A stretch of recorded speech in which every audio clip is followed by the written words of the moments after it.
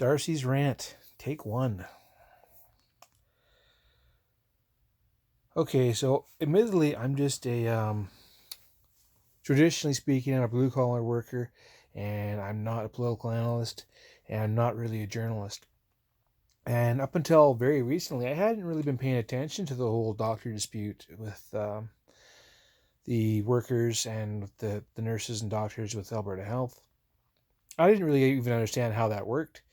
Um, I've used the healthcare system my whole life, and I use it semi-frequently. So whenever I go in, I hand them my healthcare number, and then the doctor, the nurse, the ER, whatever, they do what they have to do, and life carries on, and I don't even think about it.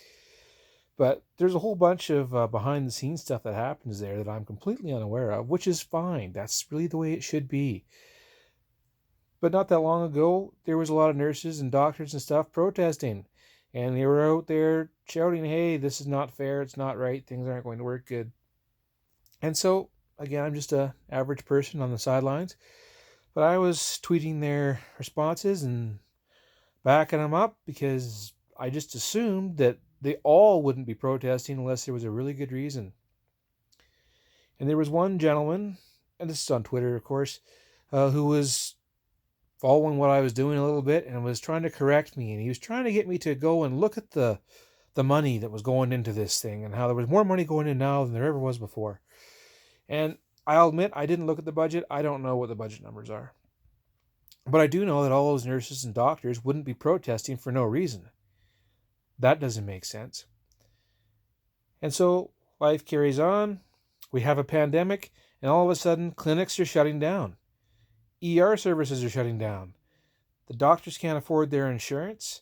The nurses can't work for free, and the hospitals and clinics can't stay open.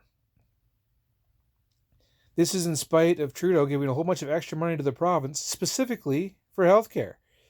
So you can't tell me the money's not there. But as you follow the rabbit down the hole, you soon realize that our health minister, his wife, owns the company, or is partial owner of the company, I should say, that is in charge of this app. And this app gets paid something like $50 a person every time somebody uses it.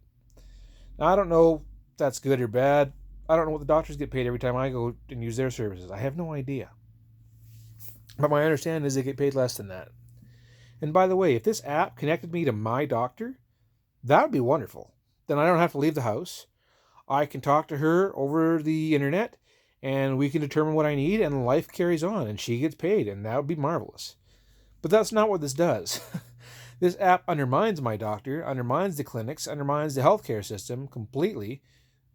By the way, I tried using it once, and because it couldn't connect to me, they said, well, do you have another device? I said, do you mean the phone I'm talking to you on now? They said, yes. So, yes, I have this device, but the app isn't on the device, plus we're talking on the phone now. And she's like, oh, well, I can't help you. Click, and that was it. That was it on my doctor's visit on the app. If you check out the app, by the way, you look at the terms and conditions, it says very clearly this is not a substitute for a doctor, and you should not follow any medical advice given to you on this app. Please go see your doctor. It says that in the terms and conditions. It's a very useless application, really. So anyway,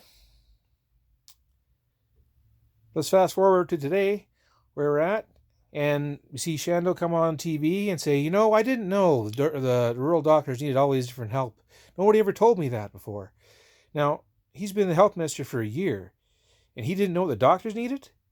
He's either incompetent or he's a liar. Either way, there's no excuse for that. But I don't think he's incompetent or a liar. I think he's deliberately looking to see a certain outcome happen. And he's getting what he wants.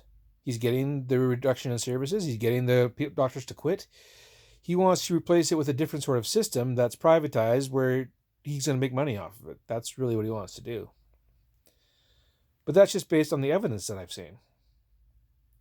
Now, maybe I'm wrong. But if you check out the facts, if you see what the doctors are saying, if you see what the nurses are saying, if you see what the results are of his actions, it's very consistent. And then you ask, well, but why is Jason Kenney allowing this? Well, I don't know, but it certainly seems as though whatever is happening is what Jason Kenney wants to happen. There's a reason Jason Kenney defended Shando after he had that blow up at that doctor's driveway. It's like, well, boys we boys. No, Shando was always going to be protected. Always. Promises were made, and promises are being kept because there's an agenda here.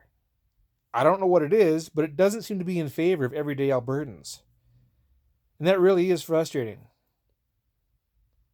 Anyway, that's my 2 cents.